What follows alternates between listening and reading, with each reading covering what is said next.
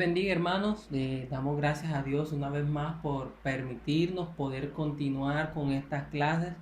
Sabemos y esperamos pues que sea de gran bendición para su vida, y como ya lo veníamos hablando desde la clase pasada, hemos estado hablando en este último tema acerca de cómo superar la brecha literaria, es decir, cómo poder interpretar el texto teniendo en cuenta el estilo literario con que se maneja cada libro, cada escrito bíblico.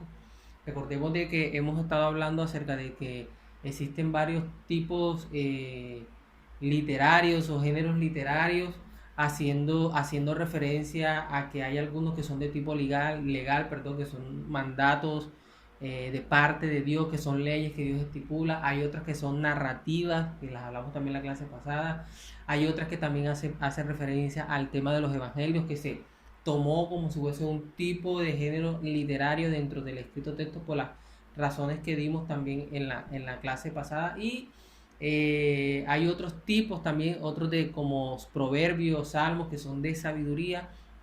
Entonces hay diferentes tipos de géneros literarios dentro de la palabra del Señor, y debemos comprenderlos y entenderlos para poder tener una mejor interpretación del texto bíblico. Y por último estábamos hablando acerca de las figuras retóricas que hay dentro de todos esos estilos y géneros literarios, y hablamos de que las figuras retóricas no es más que el uso de las palabras en ciertas oraciones, ideas donde el significado que se le atribuye no corresponde con el que naturalmente esta se vincula o se usa. Y pues tomamos algunos ejemplos de diferentes tipos de figuras retóricas. Hablamos de símil, de metáfora, de sinécdoque, en fin, hablamos de varios antropomorfismos, zoomorfismos, que son tipos de géneros literarios que debemos tenerlos claros para que a la hora de leer el texto, pues obviamente saber identificar cuál es el estilo, o saber si el escritor está usando una figura literaria en lo que escribe o en la narración que se muestra. Entonces esto es importante, ya que esto, pues como bien lo habíamos dicho, esto le da vida al texto, hace de que la audiencia tenga más atención, que memorice más también. Entonces son características por las cuales estos figuras retóricas siempre se ven mucho en la palabra del Señor y abundan bastante, pero es con ese fin, era con el fin de que el pueblo pudiera retener más lo que el Señor hablaba. Hoy vamos a continuar con las figuras retóricas. Hay muchos tipos de figuras retóricas. De todas las figuras retóricas que vamos a hablar hoy, hay que tener claro algo, y es que posiblemente no sean todas, pueden haber más figuras retóricas, pero digamos que estas que tocamos son como las más visibles, como las que más se notan. Entonces va a ser también de gran ayuda, pero posiblemente haya más tipos de figuras retóricas dentro de la palabra del Señor. Antes de comenzar, de seguir hablando de los diferentes tipos de figura retórica, quisiera recordarles que debajo del video está pues la guía con la que estamos estudiando, y a su vez están los formatos de recomendación, los formatos de declaración, para que usted lo pueda firmar si hace parte del ministerio y pueda recibir la certificación después de terminar este curso. Así que vamos a continuar, y hoy vamos a hablar de un tipo de figura retórica que se llama pregunta retórica. Y la pregunta retórica no es más que una pregunta que se hace en la palabra del Señor, donde el propósito de esa pregunta no es que se entregue una respuesta, sino que ya la pregunta, o dentro de esa misma pregunta, ya está la respuesta. En otras palabras, la pregunta retórica es una pregunta que no pide respuesta, sino que pone a reflexionar a la persona o a las personas a quien se le hace. Entonces, un ejemplo coloquial en nuestro contexto, en nuestra cultura, es por ejemplo cuando alguien se cae y viene alguien y le dice, te caíste. Es decir, pues a veces pareciera, si nosotros la vemos como una pregunta literal, la vamos a ver, eso es una pregunta tonta. Porque si se cayó y uno va a preguntar, ¿te caíste? Es como que, bueno, o sea, me acabas de ver. Entonces, pareciera Si se toma literal, se ve como una pregunta tonta. Pero si se ve como una pregunta retórica, pues obviamente lo que está buscando la pregunta no es que tú respondas sí, sí me caí, sino que lo que busca la pregunta es como poner en el contexto inmediato, en la situación, como a reflexionar a las personas. Ah, sí, sí se cayó, pero no está buscando la respuesta. No está buscando el que le digan que sí, sí me caí, porque es obvio que ya sí se cayó, sino que está poniendo es como reflexionar a las personas en el momento. Entonces, eso es la pregunta retórica, es hacer una pregunta para poner a reflexionar a las personas, más no para que den la respuesta, porque ya la respuesta es obvia. O sea, la pregunta retórica es una pregunta donde su respuesta es obvia, por lo tanto, no es eso lo que busca, no busca la respuesta, sino que busca el reflexionar a las personas. Por ejemplo, miremos esta. Hay algo demasiado difícil para el Señor, es decir, no está buscando la pregunta, eso está en Génesis 18:4, no está buscando, perdón, la respuesta, sino que está buscando que las personas reflexionen, porque ya la respuesta es obvia, obviamente no hay nada difícil para el Señor. Otra pregunta en Jeremías, hay algo demasiado difícil para mí, es el Señor hablando y haciendo la misma pregunta que hizo en Génesis, hay algo demasiado difícil para mí.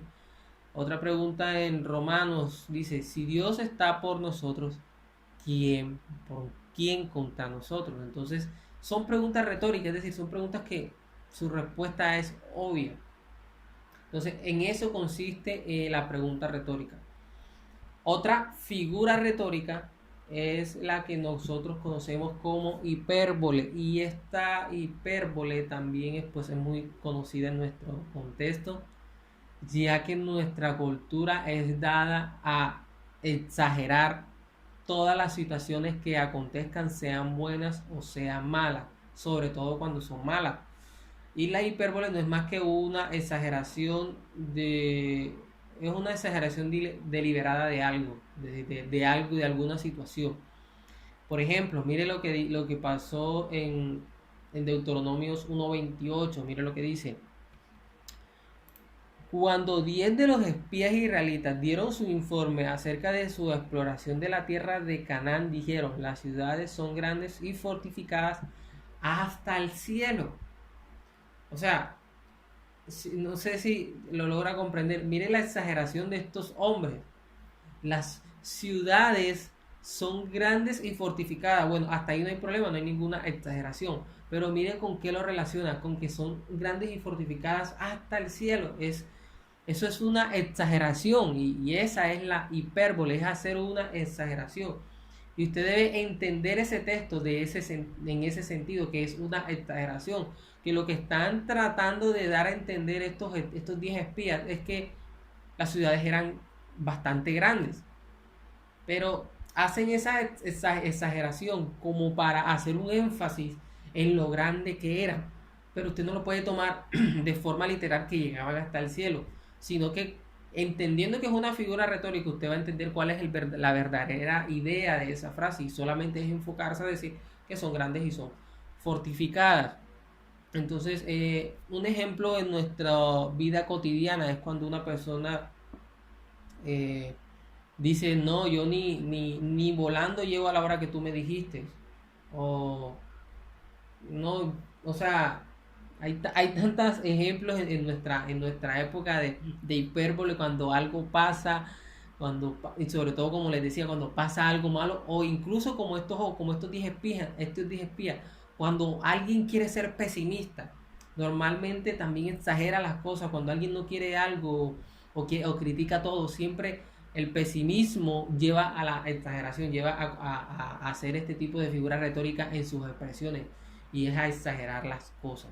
Otro ejemplo, por ejemplo, el salmista usó una hipérbole para enfatizar cuando escribió: todas las noches inundo de llanto mi lecho, con mis lágrimas riego mi cama. Es decir, ¿cuál es la idea principal de ese texto? Pues obviamente que estaba muy triste. Esa es la idea principal de este texto. Esa es la interpretación literal de esa figura retórica. No podemos entender de que el autor estaba diciendo de que su cama estaba empapada de lágrimas, porque eso es una exageración.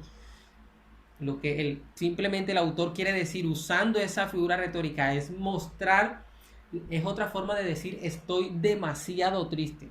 Esa es otra forma de decir estoy muy triste. O sea, decir que con mis lágrimas inundé mi cama toda la noche, es decir, no es que estaba demasiado triste. Esa es la interpretación literal. Entonces, usted cuando lea una figura retórica o lea una frase bíblica que contiene alguna figura retórica, usted tiene que entender que es una figura retórica, una figura retórica inicialmente y luego poder extraer cuál es el mensaje que esa persona quería dar. Y en este caso, cuando la persona dice, inundé mi cama con mis lágrimas, pues obviamente el mensaje es, estoy muy triste. Entonces, para que lo tengamos en cuenta. Otro texto en Salmo 119 dice, ríos de lágrimas vierten mis ojos. Otro texto también dice, ríos de lágrimas brotan de mis ojos. Eso es en la nueva, el mismo texto, pero en la nueva versión internacional. Ciertamente ríos no fluyen de sus ojos. Él estaba tan angustiado hasta el punto del llanto. Entonces, miren que para eso se usan las figuras retóricas. En este caso, para esto se usa también la hipérbole, para expresar una idea.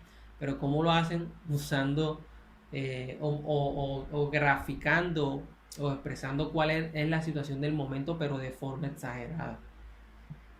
Entonces miren que normalmente a veces la hipérbole se usa cuando hay tristeza y cuando hay pesimismo. Entonces eso puede ser muy importante a la hora de usted leer un texto donde haya alguna de estas situaciones y se presenten alguna de estas frases, probablemente sea una hipérbole.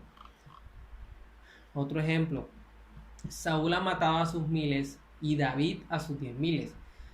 Ese era el canto que hacían las mujeres del pueblo de Israel, pero David solamente había matado a Goliat.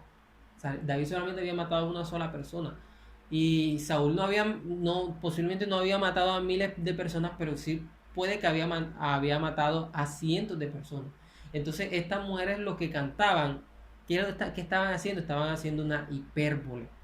¿Y qué era lo que querían mostrar o qué era lo que querían mostrar al pueblo? Que lo que había hecho David era mucho más importante que lo que había hecho Saúl. Entonces mire que este canto no lo podemos tomar de forma literal de que David había matado 10.000, porque bíblicamente se muestra que hasta ese momento David solamente había matado ¿a qué? A un gigante. Entonces lo que esta mujer hacían al cantar esta frase, o al decir esta frase de forma cantada, era decir, mira, el sacrificio de David es mucho más importante que todo la batalla de David o la victoria de David es mucho más importante que todas las victorias que haya tenido Saúl. Entonces, detrás de esa hipérbole de que David mató a sus 10.000, que es una exageración, lo que están tratando de transmitir o la interpretación literal de esa figura retórica es que la victoria de David tiene mucho más valor y mucha más importancia que todas las victorias que haya tenido o que hubiera tenido, perdón, el rey Saúl hasta ese momento. Entonces, miren cómo se usa la hipérbole. Otro ejemplo de la hipérbole es, así dice Ciro, rey de Persia, el Señor, el Dios de los cielos, me ha dado todos los reinos de la tierra. Eso es una hipérbole, porque hasta ese momento no habían llegado a América, no habían llegado a conquistar toda África, ni toda Europa, ni toda Asia. Entonces, cuando él dice todos los reinos de la tierra, está exagerando. Pero la interpretación que debemos extraer de ahí, cuando él habla de que le dio todos los reinos de la tierra, es que prácticamente Dios le había dado a que él gobernara todos los reinos hasta ese momento conocidos. ¿Sí? Si usted se puede fijar, hay algo de sinécdoque también está en esta cita. Entonces, hasta posiblemente algunos puedan considerar este texto como un sinécdoque más que una hipérbole. Pero bueno, lo importante es extraer la interpretación literal. Y es que al decir todos los reinos de la tierra se está refiriendo a todo lo que en ese momento era conocido en toda esa zona mediterránea, que es donde estaban ubicados más o menos. Otro texto es el que está en Lucas 6:42, que es muy famoso, que cuando dice de que tu hermano, si tú, antes de tú criticar a tu hermano, antes de quitarle, hay una versión que dice la basura en su ojo, mire lo que dice, saca primero la viga de tu ojo. Entonces, no lo podemos interpretar literal, entender que es una figura retórica y esta es una hipérbole, está exagerando, porque al decir una viga de tu ojo, lo que está tratando de decir o lo que nos quiere enseñar el texto es saca o quita primero los errores tuyos que son aún más grandes y son más graves que los que le quieres quitar a tu hermano. Entonces, miren que hay un requisito para nosotros poder juzgar, pero no juzgar condenatoriamente, sino juzgar o exhortar, vamos a llamarlo, a otro hermano. Y es que primero yo debo ser ejemplo y debo primero sacar mis errores, que incluso son más grandes que los que yo pueda hacerle ver al hermano con el que quiero hablar. Entonces eso lo tenemos muy claro. Bueno, la ironía es una especie de burla expresada indirectamente en la forma de un cumplido. Es decir, la ironía es, bueno, ya la frase lo dice, o sea, la ironía es una especie de cumplido que usted le hace a una persona. Es decir, es un cumplido que usted le hace a una persona, pero que realmente usted lo que está haciendo en el fondo es burlarse.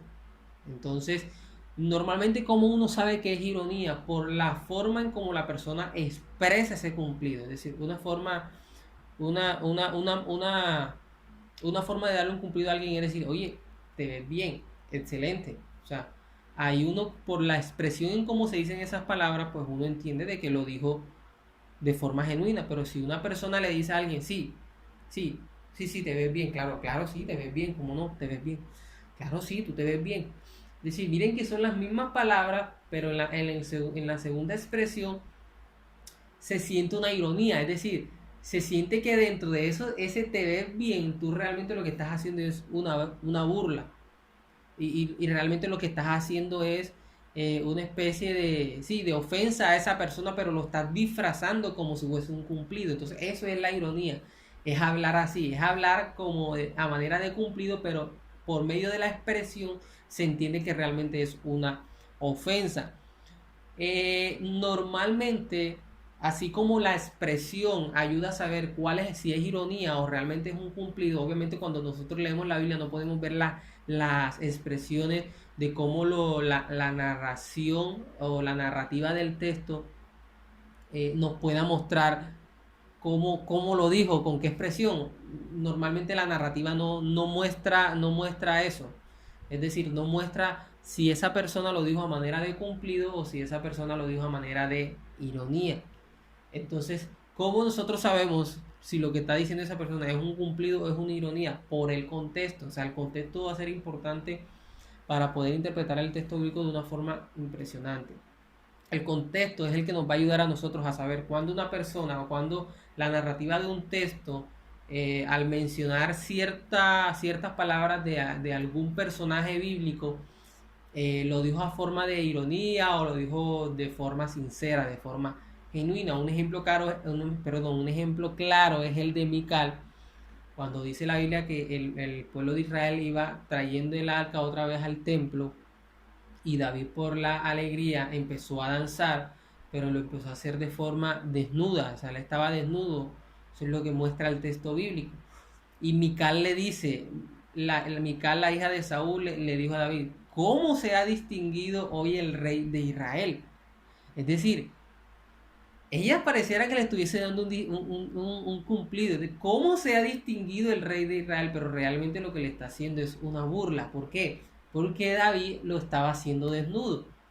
Entonces mire que el contexto que muestra que David lo estaba haciendo desnudo, nos ayuda a interpretar de que lo que ella está diciendo ahí realmente es una burla disfrazada de cumplido. Un ejemplo también es el del profeta Micaías, cuando el rey de Acab y el rey de Josafat le fueron a consultar a él si podían ir a una guerra.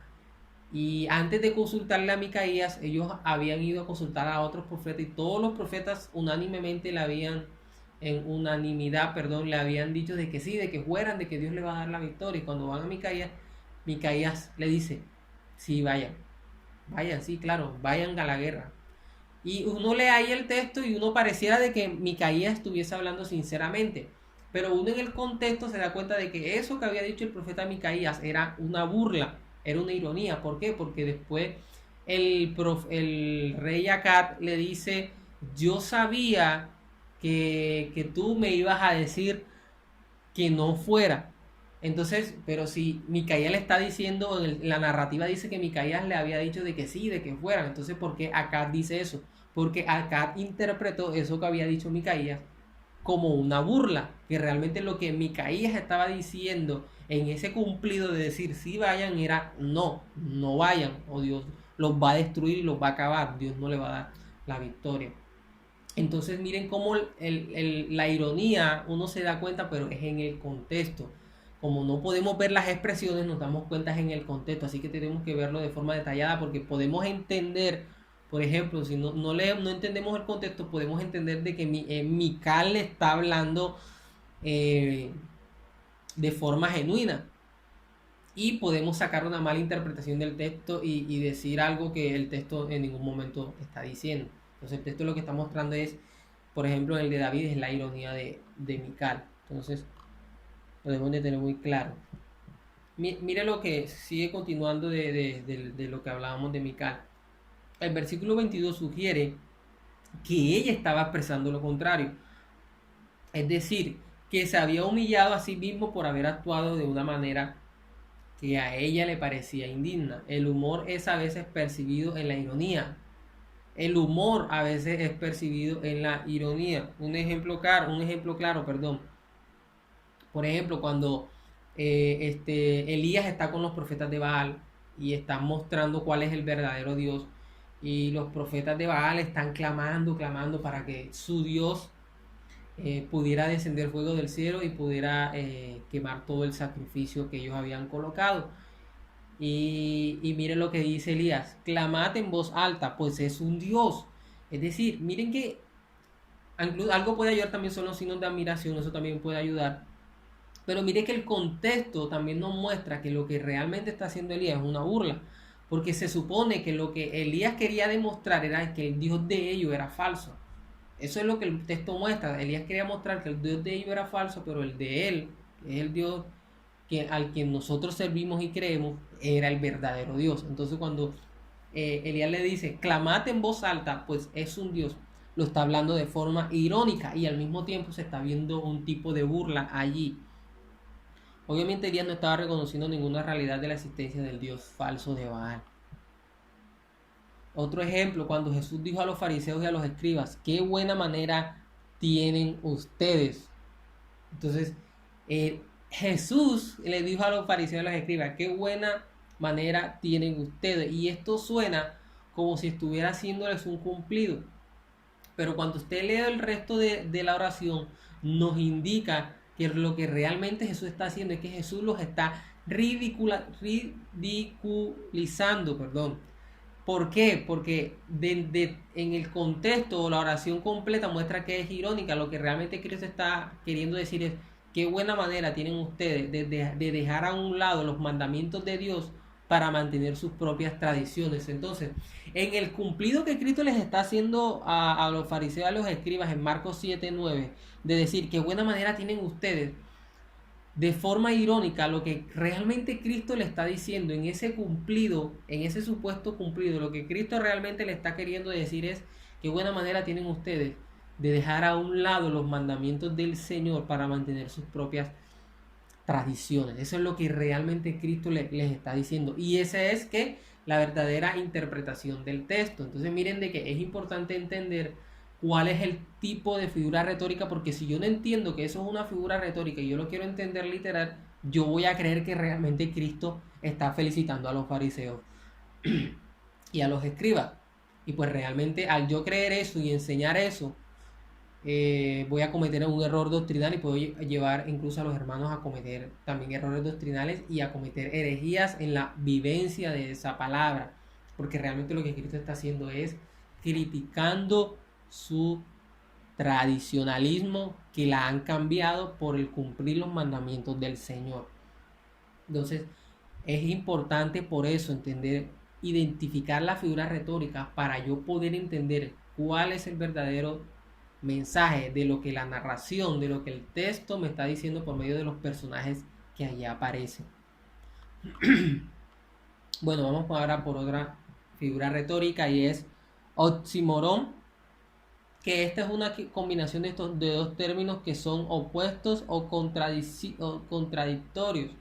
Un ejemplo de oxímoron es, por ejemplo, sacrificio vivo, o sea, que ofrezcamos al Señor sacrificio vivo. Entonces, eso es un oxímoron, es usar o es combinar dos palabras en una frase que parecen contradictorias.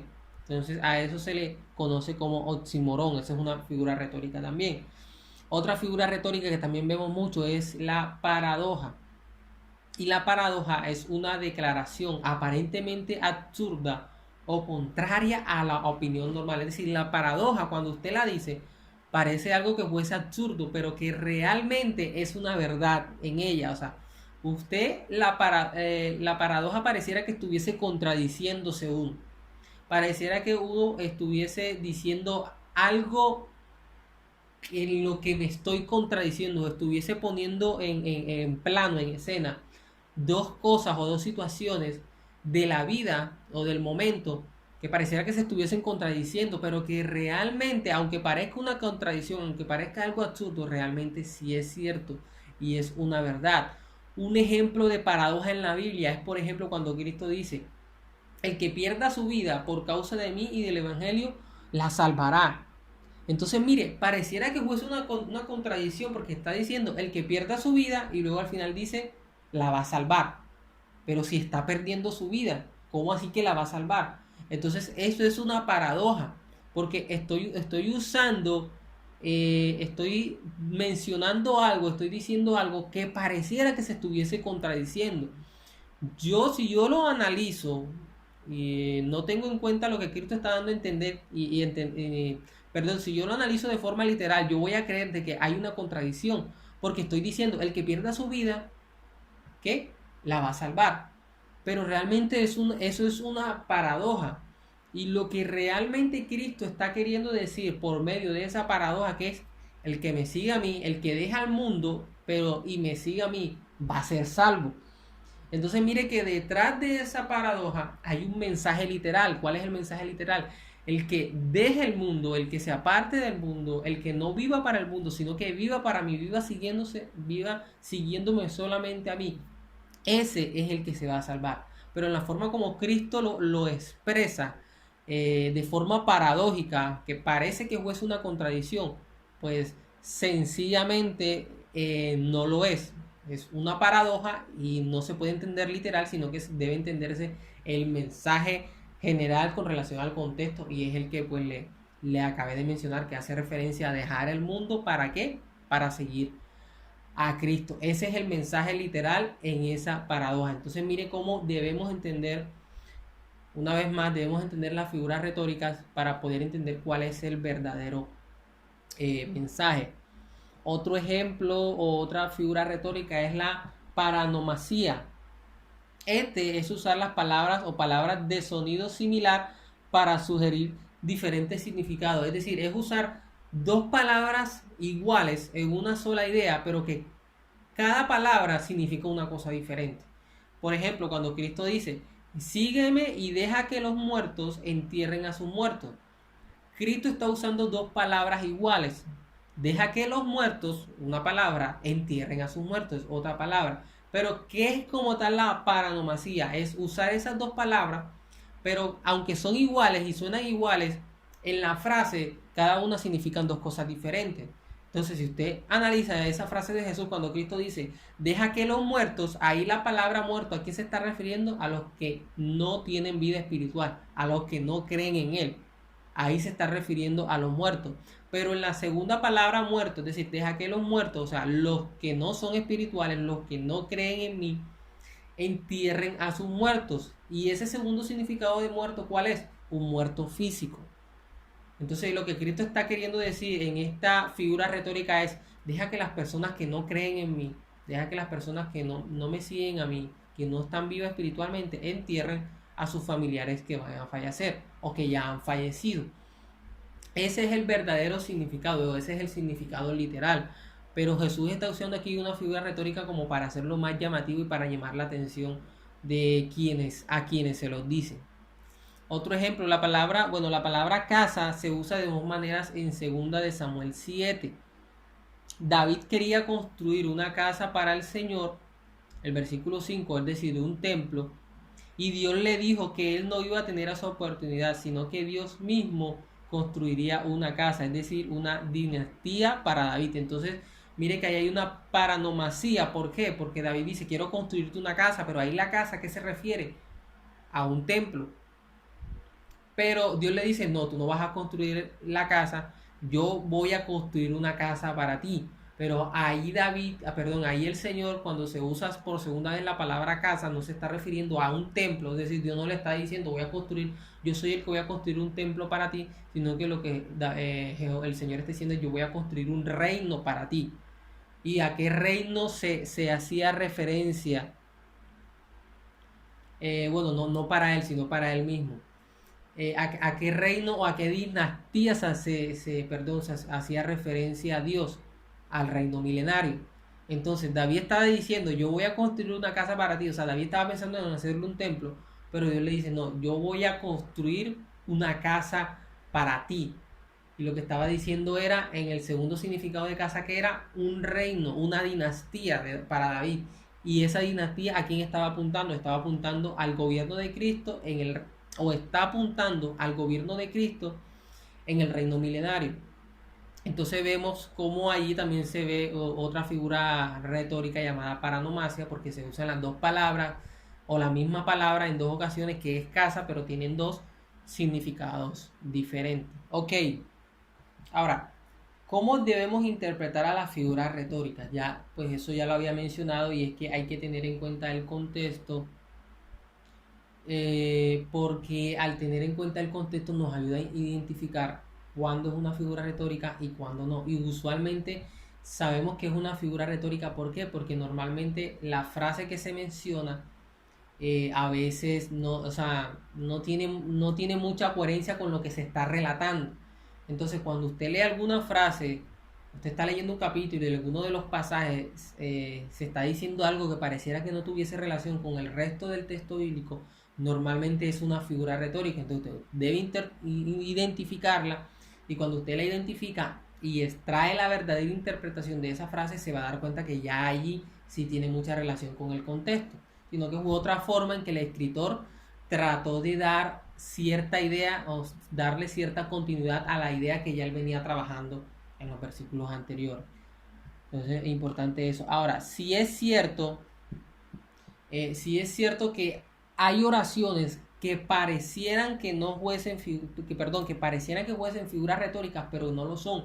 Entonces debemos tener claro eso, porque pueden haber ocasiones en donde hay textos bíblicos que parecieran que fuese una figura retórica, pero que realmente no lo es, pero que realmente el autor está tratando de dar, o lo que está diciendo, sí lo está diciendo de forma literal y no está usando una figura retórica. Entonces debemos siempre leer el contexto. O sea, el contexto por lo general es el que nos va a mostrar cuándo es una figura retórica, porque normalmente la figura retórica se ve porque lo que se está diciendo no tiene como que si se interpreta de forma literal, no tiene como que mucha coherencia con lo que se está diciendo en los versículos anteriores.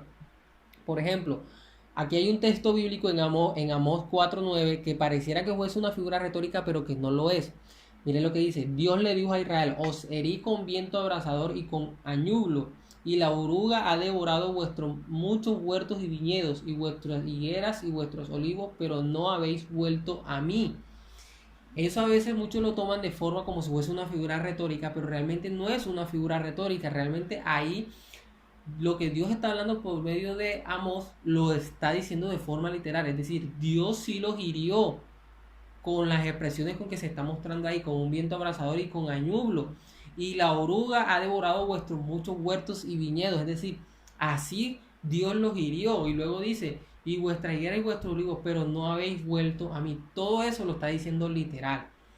Entonces, ¿cómo nosotros identificamos cuando frases así que tienen un matiz, por así decirlo, de que pareciera que fuese una figura retórica? Siempre es por el contexto, es decir, por el contexto. Y pues obviamente usted tiene que tener ya una idea, bueno, no una idea, sino que también debe haber estudiado por ejemplo, en esto que está diciendo Dios aquí, debe de conocer cómo se portaba el rey el pueblo de Israel, y ya debe de conocer o debe ponerse a investigar qué era lo que había hecho Israel y qué era lo que los acontecimientos que a Israel le había pasado, y se va a dar cuenta que realmente Dios sí los hirió así. Entonces, eso parece una figura retórica, pero realmente no lo es. Entonces, siempre tenga en cuenta el contexto. El contexto siempre téngalo muy, pero muy en cuenta. El contexto inmediato sugiere que se debe entender literalmente, ya que la lluvia, la sequía y la sed y las plagas en Egipto fueron eventos literales. Entonces miren cómo el contexto nos muestra que realmente sí fue algo literal. Ahora, algunas personas erróneamente sugieren, eso está en Isaías, que el lobo morando con el cordero, el leopardo que se echará en el cabrío y el becerro y el león andando juntos, siendo conducidos por un niño, se refieren metafóricamente a las bendiciones espirituales y a la paz. Eso está en Isaías 11:6, que habla de que va a haber como una relación entre el niño y el león, el cordero y algún animal salvaje. El niño como liderando una manada de lobos, creo que es lo que dice, algo así. Pero realmente esto sí se debe tomar literal, aunque parece una figura retórica. Debe tomarse literal porque cuando usted lee el contexto, Isaías está profetizando en el nuevo, perdón, en el nuevo reino de Cristo, en la vida eterna, en el reino milenario, perdón, de cuando Él va a reinar, qué es lo que va a pasar. Entonces, sí, eso sí va a pasar de forma literal en el reino de Cristo, cuando Él venga por segunda vez. Eso sí va a pasar. ¿Por qué? Porque viéndolo en el contexto en que se da esa profecía, usted se da cuenta de que Isaías está hablando del reino milenario. Entonces sí debe interpretarse como algo literal. Entonces, ¿en qué momento? Ahora aquí hay que aclarar algo, hermanos. Y es en qué momento el error se puede convertir en herejía. Ya por misericordia de Dios y por la gracia de Él, ya terminamos las clases, perdón, ya terminamos de dar todo acerca del tema de principios básicos para el estudio bíblico. Ya esta era bueno, ya estos son ya los últimos puntos en cuanto a las figuras retóricas. Ya acabamos de terminar las figuras retóricas, pero hay algo que yo siempre le dije desde un inicio, y es que todos estos principios que hemos hablado para estudiar la palabra del Señor tienen un solo propósito. ¿Cuál es? El poder interpretar la Biblia correctamente. Ahora, obviamente nosotros no somos perfectos y podemos cometer errores y de pronto olvidarnos de aplicar algunos de estos principios hermenéuticos y de hacer la exégesis al texto que estamos estudiando y llegar a cometer errores. Incluso podemos aplicar todos estos principios que hemos dado y al aplicarlos extraer una mala interpretación del texto. Esto es posible, pero obviamente nosotros debemos esforzarnos para que eso no ocurra. Realmente, pero hay que entender algo, y es que hay dos grandes diferencias entre un error de interpretación y una herejía. Es decir, la herejía, ¿a qué hace referencia? La herejía hace referencia a cometer varios errores de interpretación. O sea, cuando alguien comete una herejía es porque comete varios errores, son varios errores de interpretación. Y al tener todos esos errores de interpretación, crean un sistema doctrinal que lo hace convertirse en una herejía. Eso es lo que normalmente pasa con las sectas, con las demás religiones, que toman diferentes versículos, los interpretan mal y crean un sistema doctrinal que es herético. ¿Por qué es herético? Porque todo ese conjunto de errores doctrinales lo llevaron a tomar decisiones en la vida práctica de esa persona o de esas personas que no son correctas. Entonces debemos entender claro eso, hermano. Y siempre tratar de luchar por no equivocarnos lo más posible. O sea, somos humanos y nos vamos a poder equivocar, pero pidiéndole al Señor que siempre nos aclare, que nos muestre, que cada día logremos perfeccionar este tema de la aplicación hermenéutica, que recordemos que es un arte, y como arte nos ayuda o nos permite poder perfeccionar todas estas herramientas que hemos acabado de enseñar. Quiero leer un texto en Gálatas capítulo 1, versículo del 6 al 9.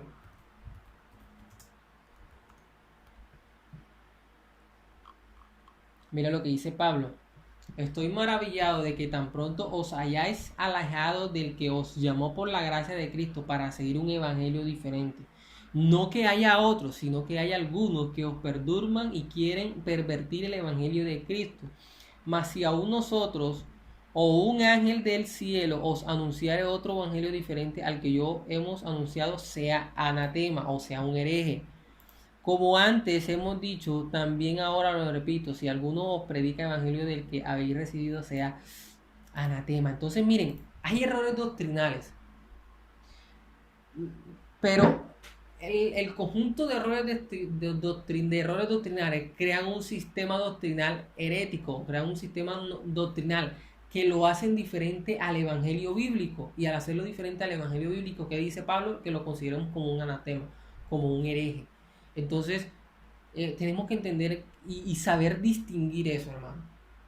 Saber distinguir cuando nosotros estamos cometiendo un error doctrinal que nos pueden llevar, óigame bien, nos pueden llevar a cometer herejías y hacer que el pueblo, cuando nosotros le enseñemos, cometan prácticas pecaminosas. Hay errores doctrinales que de pronto no llevan a las personas a cometer herejías, actos heréticos, pero si hay errores doctrinales que si llevan a las personas a cometer actos heréticos, a vivir de una forma que no es bíblica y que afecta su salvación, que esa es otra diferencia entre los errores entre un error doctrinal y un sistema herético.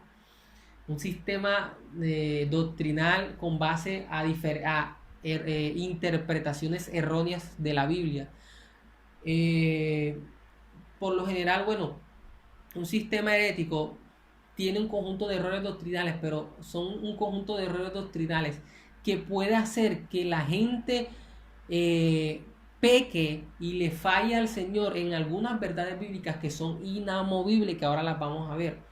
Es decir, hay unas verdades bíblicas, aquí mencioné como las principales de forma resumida, que cuando alguien comete una herejía porque está afectando alguna de esas verdades bíblicas.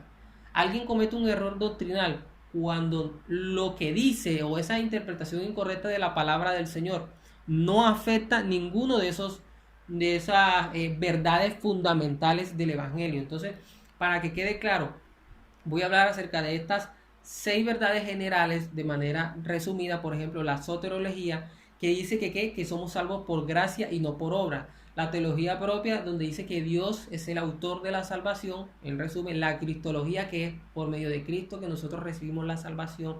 La neumatología, que es el Espíritu Santo como Dios, el cual nos redime de pecado y nos acerca al Padre por medio del Hijo. La Trinidad, que es donde entendemos que es un solo Dios, pero en 3 personas, es decir, en esencia es un solo Dios, pero tiene 3 personalidades, o hay 3 personalidades que lo componen, que hacen un solo Dios.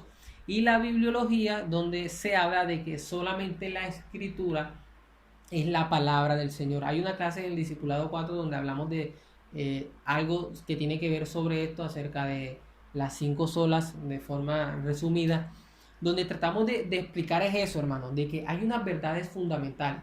Si nosotros fallamos en la interpretación y nos puede llevar a cometer alguno de estos errores, es decir, de decir que no somos de que somos salvos por gracia y por obras, ya eso se vuelve una herejía. ¿Por qué? Porque yo estoy diciendo de que soy salvo por obras, y al yo practicar una vida así puede llevarme a cometer errores heréticos y puede llevarme a cometer errores que me pueden hacer perder la salvación. Lo mismo pasa, por ejemplo, con la neumatología. Si yo llego a creer o a sacar un error doctrinal o un error de interpretación del texto bíblico, y yo concluyo y digo que el Espíritu Santo es una fuerza activa, entonces yo estoy cometiendo un error doctrinal o un error de interpretación que me va a llevar a cometer una herejía. ¿Cuál es la herejía que me va a llegar a cometer? A ver el Espíritu Santo como una fuerza activa y a no entender que es Él el que me redarguye de pecado. Si yo veo al Espíritu Santo como una fuerza activa, entonces en mi vida práctica, ¿quién me va a llevar o quién me va a redarguir de pecado? Y si no hay quien me redarguya de pecado, entonces, ¿cómo voy a ser salvo? Entonces miren que las herejías se basan en errores doctrinales que afectan las verdades fundamentales. Esas son las herejías, son basadas en errores doctrinales o en errores de interpretación que afectan las verdades fundamentales. Hay otros errores doctrinales que no afectan las verdades doctrinales, que lo importante y lo ideal es que lo corrijamos, pero que de pronto en un sentido de urgencia, digamos que no están en el primer escalafón porque realmente digamos que son errores de interpretación, pero con base a verdades secundarias o a verdades terciarias, es decir, a verdades que no son fundamentales. Entonces eso lo debemos de tener muy, pero muy claro. Ya para terminar, hermanos, quiero hablar acerca de unas conclusiones finales de lo que hablamos, y es, por ejemplo, la primera conclusión es que hablar de herejía es grave.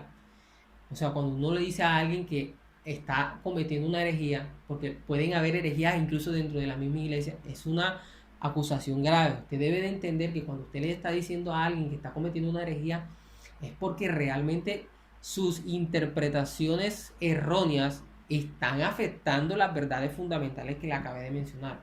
Si no están afectando las verdades fundamentales que le acabé de mencionar, no podemos decir que es una herejía.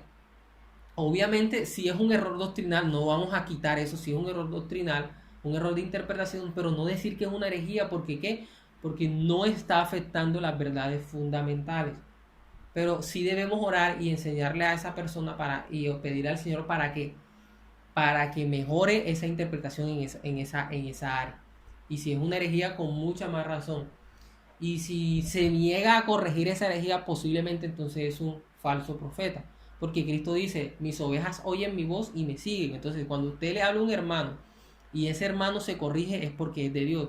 Si ese hermano usted le habla y le está mostrando la herejía que está cometiendo y de lo grave de la grave interpretación que está dando a cierto pasaje bíblico y cómo puede afectar en la salvación, porque está atentando contra las verdades fundamentales, y esa persona no le presta atención, posiblemente sea un profeta, un falso profeta o un falso maestro. Entonces, hacer una acusación de herejía es grave, pero al mismo tiempo no podemos ser triviales y frívolos. Es decir, no podemos ver a un hermano cometiendo un error doctrinal, un error de interpretación y decir, bueno, él verá. O sea, nosotros debemos de cumplir nuestro trabajo y orarle al Señor y enseñarle al hermano si sabemos que estamos haciendo lo correcto, y enseñarle y mostrarle cuál es el error doctrinal. Pero si ese hermano sigue en su idea, pues obviamente ya cumplimos con nuestro trabajo y simplemente seguir orándole al Señor para que lo ayude y pues lo ayude a cambiar ese tipo de pensamiento que es erróneo. Obviamente refiriéndome a un tipo de pensamiento erróneo, pero no erróneo en un sentido herético, sino pues obviamente en verdades secundarias o terciarias que pues obviamente no tienen mucha urgencia o no afectan directamente a la salvación. Pero como siempre lo he dicho, no deja de ser importante. No deja de ser importante. Es decir, nosotros no podemos ver a un hermano, bueno, cometió el error, un error doctrinal, un error de interpretación bíblica y decir, ah, bueno, pero eso no le va a afectar la salvación. Puede que sí, que no le afecte la salvación. Pero no podemos como que siga así. Porque la idea del Evangelio es que nosotros que vivamos lo más afianzado o lo más o podamos ser lo más bíblico posibles en nuestra vida como cristianos. Y más adelante les voy a mostrar un texto que muestra eso. Otro punto es, pero la respuesta de Pablo a los judaizantes, entre muchos otros pasajes de la Escritura, nos demuestra que hay momentos en que debemos trazar líneas claras de separación, incluso entre aquellos que se llaman a sí mismos cristianos. Entonces, lo que les había dicho, gente que es cristiana y que también comete errores doctrinales que son heréticos por las razones que le acabé de mencionar, pues hay que crear líneas de separación bastante claras. Aún así, si comete errores doctrinales o errores de interpretación que no son heréticos o que no son condenatorios, que no afecta su salvación, también debemos de crear una línea clara. ¿Por qué? Porque ya ahí inmediatamente afecta nuestra manera de vivir y ya de pronto en ese punto doctrinal no vamos a poder tener cierta unidad, aunque hay puntos doctrinales que podemos tener ciertas diferencias, pero podemos seguir estando unidos, como por ejemplo el punto escatológico, el tema de la salvación en cuanto a si Dios escoge, si la salvación no se pierde o se pierde, es decir, son diferencias doctrinales donde obviamente hay uno que está equivocado y otro que está en lo correcto posiblemente, o posiblemente los dos tengan la razón, pero que no son errores, que pueden haber ese tipo de errores doctrinales, no va a hacer que seamos, dejemos de ser hermanos y que dejemos de estar viviendo en coinonía. Entonces miren que hay errores doctrinales que realmente no tienen ninguna afectación herética, por así decirlo, y que nos puede permitir seguir viviendo en coinonía. Pero siempre debemos orar para que ese hermano, Dios le abra los ojos a ese hermano y lo ayude a corregir en esos aspectos. Entonces, ese es el propósito. ¿Qué otra conclusión podemos hacer? Que podemos hacer hallados fieles mayordomos de la pauta de las sanas palabras, confiadas a nosotros como un tesoro, por la pureza del Evangelio y para la gloria de Cristo. Esa es la idea, hermano. O sea, la idea es serle fiel a nuestro Señor Jesucristo. Por eso usted siempre debe orarle al Señor y decir: Señor, si estoy cometiendo un error, una aplicación bíblica, estoy haciendo una aplicación bíblica a mi vida incorrecta, muéstrame, ayúdame a salir de ese error. ¿Por qué? Porque la idea de nosotros es serle lo más fiel posible a nuestro Señor. Aunque estemos aplicando algún texto bíblico de forma incorrecta en nuestra vida, que eso no nos afecta en la salvación, de igual forma debemos pedirle al Señor para que nos ayude a corregir eso y serle mucho más fiel que antes. Y eso pues obviamente nos va a ayudar de mucha mejor forma. Entonces, el propósito es ese, hermano. ¿Cuál es la idea de tratar de no cometer errores doctrinales, aunque no sean heréticos? Es que seamos lo más fiel al Señor. Y por último, y esto va mucho más enfocado a aquellas personas que enseñan y que estudian la palabra, y es que al estudiar todo esto, hermano, todas estas 8 clases, debemos de tener algo claro. Y creo que una de las conclusiones finales que nos puede dar este estudio es entender de que el estudio de la palabra es algo serio. Que nosotros no podemos estudiar la palabra o no podemos ver la palabra como si fuese una exposición en un colegio o una exposición en una universidad o en cualquier otro lugar. El estudio de la palabra es algo más sublime, es decir lo que Dios quiere decir y no decir lo que yo quiero decir. Entonces, debemos entender la gran responsabilidad que tenemos aquellos que enseñamos la palabra del Señor, y debemos de enseñarla con temor y temblor y siempre esforzándonos y pidiéndole al Señor para que nos ayude a no caer en errores doctrinales. Y no solamente en errores doctrinales que nos lleven a cometer herejías o a enseñar cosas que puedan hacer que la iglesia pierda su salvación, o muchos hermanos pierdan su salvación, sino también de caer en errores doctrinales que de pronto no nos hacen perder la salvación, pero que nos hacen vivir una vida en ciertas áreas de nuestra vida que no debería ser así. Entonces, esa es la conclusión final, por así decirlo, por eso lo dejé en último lugar. Y es entender que este tema de enseñar la palabra del Señor es algo sublime. Y que no se sienta capaz de enseñar la palabra del Señor solamente porque ya perdió el miedo al público o porque tiene un buen léxico. O sea, realmente no es por el léxico y por el que no tenga nervio, la razón, o por el que no le dé nervio hablar en público, las razones principales para poder predicar la palabra. La razón principal para poder predicar la palabra es que usted sencillamente haya sido un obrero aprobado por Dios, que como dice en Timoteo, que trace bien la palabra del Señor, que usted sepa de que usted realmente ya se ha capacitado y ha estudiado lo más seriamente y lo más disciplinadamente, obviamente sin dejar de cumplir los demás requisitos bíblicos, que ya eso sería otro tema, para poder enseñar la palabra de Dios. Pero por eso uno de los requisitos es, por ejemplo, para el pastor, es que sea un apto para enseñar. Y una persona apta para enseñar no es que sepa hablar en público o que hable bien, sino que sepa enseñar la palabra del Señor. Que cuando Él enseñe la gente entienda, pero que lo que Él enseñe sea lo que Dios quiera hablar.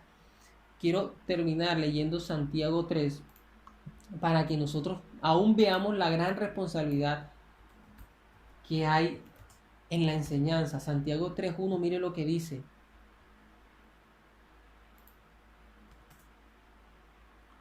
Santiago 3:1, mira lo que dice: hermanos míos, no os hagáis maestros muchos de vosotros, sabiendo que recibiremos mayor condenación. O sea, muchos quizás quieren pararse, quieren enseñar la palabra del Señor, incluso pueden querer hasta llegar a lucirse. Pero hermanos, Pablo dice, no quieran hacerse maestros muchos de vosotros, porque son los que mayor condenación van a recibir si hacen las cosas erróneamente. O sea, de todos los ministerios, el ministerio de la enseñanza es el que al que Dios le va a demandar más, y es el que mayor condenación más va a recibir si enseña la palabra incorrectamente. Entonces usted, si quiere ser maestro, hermano, usted tiene que estar seguro de que está cumpliendo primeramente con los requisitos morales para poder serlo, pero también con el requisito de saber enseñar, de poder estudiar de estudiar, perdón, la palabra correctamente y de interpretarla de forma correcta. Usted debe de tener un alto grado en la aplicación de la hermenéutica y la exégesis para poder enseñar la palabra del Señor. Porque si usted omite todas estas técnicas hermenéuticas, todo este tipo de herramientas como la exégesis, y obvia todo este tipo de literatura y todo esto que acabamos de enseñar a la hora de interpretar, va a cometer errores de interpretación que sean heréticos o no, vamos a recibir mayor condenación de parte de Dios. ¿Y sabe por qué? Por lo que dice en el versículo 2, mire lo que dice: porque todos ofendemos muchas veces. Si alguno no ofende en palabra, este es varón perfecto, capaz también de refrenar todo el cuerpo. Mire lo que dice el versículo 3. He aquí, nosotros ponemos freno. Aquí se está hablando cuando dice nosotros, a los maestros. Nosotros ponemos frenos en la boca de los caballos para que no nos obedezcan, y dirigimos así todo su cuerpo. ¿Sabe por qué Dios nos va a condenar? Porque con nuestra enseñanza, con lo que nosotros enseñemos de la palabra del Señor, nosotros podemos hacer que todo el cuerpo de un caballo, por ejemplo, ahí Pablo está haciendo una metáfora, como por medio de dirigir la cabeza de un caballo podemos mover todo un cuerpo. Pablo está diciendo, así es el maestro con su enseñanza. Con su enseñanza puede dirigir a toda una iglesia. Y si usted enseña de forma incorrecta, ¿sabe qué está haciendo? Está dirigiendo la iglesia de forma incorrecta. Por eso recibimos mayor condenación si enseñamos mal. ¿Por qué? Porque dirigimos a la iglesia de forma incorrecta. Entonces, hermanos, esto más que traer miedo a usted, la idea es traer un poco de temor a su vida, pero con el fin de que usted tenga más responsabilidad a la hora de estudiar la palabra, y que antes de pararse en el púlpito o antes de pararse a predicar la palabra del Señor, sea consciente de que lo que va a hacer es algo sublime y es algo valioso, y por tal razón merece completa y entrega disciplina al estudio previo para que podamos enseñar de forma correcta a los hermanos y podamos vivir también de forma correcta. Aquellos que de pronto no tienen o no ejercen el ministerio de la enseñanza, igual esto es importante para usted, porque usted también debe vivir de forma incorrecta y debe vivir de forma correcta, y para vivir de forma correcta debe interpretar la palabra de forma correcta. Así que espero que sea de gran bendición para su vida todas estas enseñanzas, y que el Señor los siga bendiciendo, y nos vemos en un próximo curso.